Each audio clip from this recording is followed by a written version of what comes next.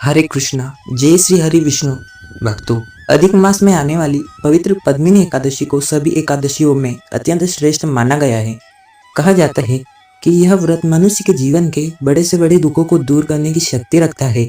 जो भक्त श्रद्धा और विश्वास से इस व्रत को करता है, उसके जीवन में सुख, शांति, धन, संतान और भगवान श्री हरि विष्णु की कृपा प्राप्त होती है।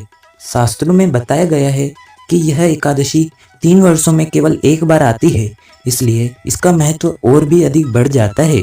आज की यह दिव्य कथा केवल कहानी नहीं, बल्कि भगवान की भक्ति का ऐसा अमृत है जो मनुष्य के जीवन को बदल सकता है। इसलिए भक्तों, इस कथा को अंत तक अवश्य सुनिए। प्राचीन समय की बात है। त्रेता युग में माहिष्मति नाम की नगरी में कृतवीर नाम के एक महान और प्रतापी राजा राज्य करते थे। उनका राज्य धन धान्य से भरा हुआ था। चारों ओर सुख और शांति थी। लोग राजा की प्रशंसा करते नहीं थकते, क्योंकि वे न्यायप्रिय और धर्मात्मा थे। वे प्रतिदिन भगवान विष्णु की पूजा करते, गरीबों को दान देते और प्रजा की सेवा को ही अपना धर्म मानते। उसकी रानी भी अत्यंत पतिव्रता और भगवान श्री हरि की भक्त थी। लेकिन भक्तों, संसार में कोई भी मनुष्य ऐसा नहीं है जिसके जीवन में कोई दुख ना हो। राजा कृतवीर के जीवन में भी एक बहुत बड़ा दुख था। उनके कोई संतान नहीं थी। वर्षों बीत गए, लेकिन पुत्र प्राप्ति नहीं हुई। महल में सब कुछ होते हुए भी राजा और रानी का मन हमेशा उदास रहता। जब राजा छोटे बच्चों को खेलते देखते तो उनका हृदय दुख से भर जाता। वे सोचते, मेरे बाद इस राज्य को संभालने वाला कौन होगा। एक दिन राजा अत्यंत दुखी होकर महल के मंदिर में गए। उन्होंने भगवान विष्णु के सामने हाथ जोड़कर कहा, हे प्रभु, यदि मैंने कभी कोई पुण्य किया हो तो मुझे संतान सुख दीजिए। यह कहते कहते उनकी आंखों में आंसू बहने लगे। रानी भी भगवान से दिन रात प्रार्थना करती, लेकिन समय बीतता गया और कोई फल नहीं मिला। राजा ने अनेक यज्ञ करवाए, ब्राह्मणों को दान दिया, तीर्थ यात्राएं की, लेकिन उनकी मनोकामना पूरी नहीं हुई। धीरे धीरे राजा का मन राजकार्य से हटने लगा। वे घंटों भगवान की मूर्ति के सामने बैठे रहते। अंत में उन्होंने निर्णय लिया कि अब वे वन में जाकर कठोर तपस्या करेंगे। राजा और रानी राजसी वस्त्र त्याग कर जंगल की ओर निकल पड़े। जंगल का जीवन अत्यंत कठिन था। वहाँ ना जाने महलों का सुख था और ना ही स्वादिष्ट भोजन। दोनों फल फूल खाकर जीवन बिताते और दिन रात भगवान विष्णु का स्मरण करते। गर्मी में सूर्य की तपती किरणें उनके शरीर को जला देती। वर्षा में वे भीगते रहते और सर्दियों में ठंडी हवाएं उनको कपा देती, लेकिन उन्होंने अपनी तपस्या नहीं छोड़ी। वर्षों बीत गए। राज्य का शरीर कमजोर होने लगा। वे बहुत दुर्लभ हो चुके थे। रानी यह देखकर दुखी हो जाती, लेकिन फिर भी भगवान पर उनका विश्वास बना रहा। एक दिन रानी ने रोते हुए भगवान से कहा, हे प्रभु, यदि हमारी भक्ति सच्ची है तो हमें मार्ग दिखाइए। उसी समय वहां महान तपस्वी माता अनुसुईया का आगमन हुआ।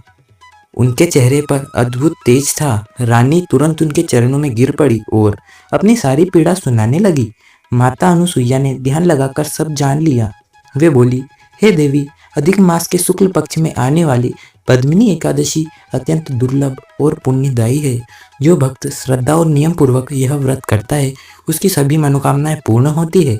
रानी के मन की आशा जाग उठी। उन्होंने हाथ जोड़कर पूछा, हे माता, कृपया इसकी विधि बताइए।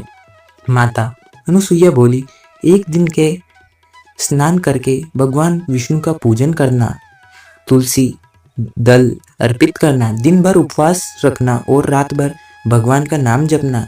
द्वादशी के दिन ब्राह्मणों को भोजन कराकर व्रत का पालन करना। जो भक्त सच्चे मन से ऐसा करता है, भगवान उसकी सभी इच्छाएं पूर्ण करते हैं। रानी ने श्रद्धा से पद्मिनी एकादशी का व्रत आरंभ किया। उन्होंने भगवान विष्णु के सामने दीपक जलाया। मंदिर में चंदन और फूलों की सुगंध फैल गई। रानी हाथ जोड़कर भगवान का नाम जपने लगी। ओम नमो भगवते वासुदेवाय नमः। दिन भर उन्होंने अन्न और जल का त्याग किया। रात भर जाग कर भगवान का भजन करती रही। जंगल में चारों ओर शांति थी। केवल भगवान के नाम की मधुर ध्वनि गूंज रही थी। आधी रात का समय था। अचानक वहां दिव्य प्रकाश फैल गया। आकाश से पुष्प की वर्षा होने लगी। भगवान विष्णु गरुड़ पर बैठकर प्रकट हुए। उनके हाथों में शंख, चक्र, गदा और शोभा पा रहे थे। उनका दिव्य रूप देखकर राजा और रानी की आंखों में आंसू बहने लगे। दोनों भगवान के चरणों में गिर पड़े। भगवान विष्णु मुस्कुराए और बोले, हे राजन, हे देवी, तुम्हारी भक्ति और पद्मिनी एकादशी के प्रभाव से मैं अत्यंत प्रसन्न हूँ, वर मांगो। राजा ने हाथ जोड़कर कहा, हे प्रभु, हमें केवल एक धर्मात्मक पुत्र चाहिए। भगवान विष्णु बोले, तथास्तु, तुम्हें एक महान और पराक्रमी पुत्र प्राप्त होगा जिसकी कीर्ति तीनों लोकों में फैलेगी। इतना कहकर भगवान अंतर ध्यान हो गए। राजा और रानी आनंद से भर उठे। कुछ समय बाद रानी ने एक तेजस्वी पुत्र को जन्म दिया जिसका नाम कार्तवीर्य अर्जुन रखा गया। वह अत्यंत बलवान और महान योद्धा बना। उसने आगे चलकर धर्म की रक्षा की और अपने पराक्रम से पूरे संसार में प्रसिद्ध हुआ। भक्तों, यह सब पद्मिनी एकादशी व्रत के प्रभाव से संभव हुआ। इसलिए शास्त्रों में कहा गया है कि व्रत मनुष्य के जीवन को बदल सकता है। जो भक्त श्रद्धा से यह व्रत करता है उसके जीवन के दुख धीरे धीरे समाप्त होने लगते हैं। घर में सुख शांति आती है, मानसिक तनाव दूर होता है, संतान सुख की प्राप्ति होती है और भगवान विष्णु की कृपा सदैव बनी रहती है। एक बार राज्य में भयंकर अकाल पड़ा।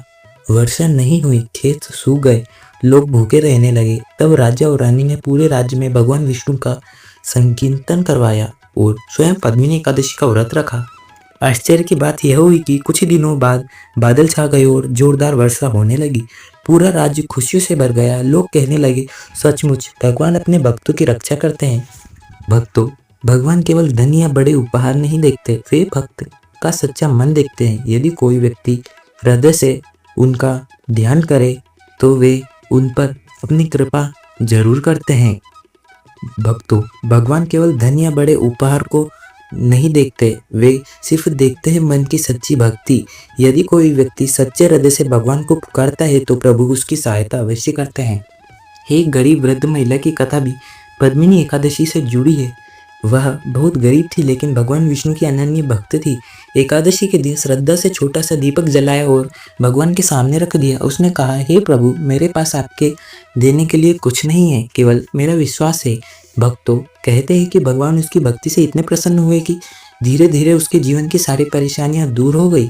इस कथा से हमें शिक्षा मिलती है कि भगवान दिखावा नहीं बल्कि सच्चा प्रेम प्रिय है। यदि मन पवित्र हो तो छोटी से छोटी पूजा भी भगवान को स्वीकार होती है। भक्तों, पद्मिनी एकादशी हमें धैर्य और विश्वास की शिक्षा देती है। राजा और रानी ने वर्षों तक कठिन तपस्या की लेकिन भगवान पर से विश्वास नहीं खोया। अंत में भगवान स्वयं प्रसन्न हुए। इसलिए जीवन में कितनी भी बड़ी परेशानियां क्यों ना हो, हमें भगवान पर भरोसा नहीं छोड़ना चाहिए। आज के समय में यदि परिवार में कलह हो, आर्थिक समस्या हो, मानसिक तनाव हो या जीवन में दुख हो तो भगवान विष्णु का स्मरण करना चाहिए। पद्मिनी एकादशी का व्रत श्रद्धा से करना चाहिए।